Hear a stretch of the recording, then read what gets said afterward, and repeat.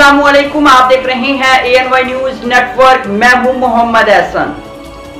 Bulletin में सबसे पहले खबर शामिल करते हैं फिरोजवाला से। हमारे सीनियर रिपोर्टर राना अब्दुल बासित खान की रिपोर्ट के मुताबिक DPO शेखुपुरा जाहिद नवाज ने SP इन्वेस्टिगेशन राना गुलाम अब्बास और SP हेडक्वार्टर फरताबाद के हमरा ज़िला भर के SDPOs और SHOs के साथ क्राइम मीटिंग की।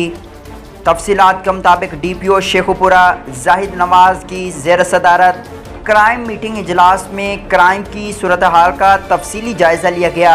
मुल्ज़मान की गिरफ्तारी के लिए खुसूसी टास्क दिया गया। स्ट्रीट क्राइम के ख़ात्मे के लिए क्राइम पॉकेट्स पर खुसूसी फोकस, मुअस्सर पेट्रोलिंग, कत्ल और दीगर ज़ेर तफ्तीश मुकदमात की फौरी और मेरिट पर तफ्तीश करने की हिदायत जारी की गई।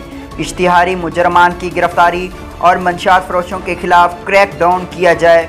नाजायज़ असले के खिलाफ खुसूसी मुहिम शुरू की जाए। बिजली चोरों के मुकदमात पेंडिंग और ज़ेर तफ्तीश मुकदमात को यकसू करने की हिदायत जारी की गई।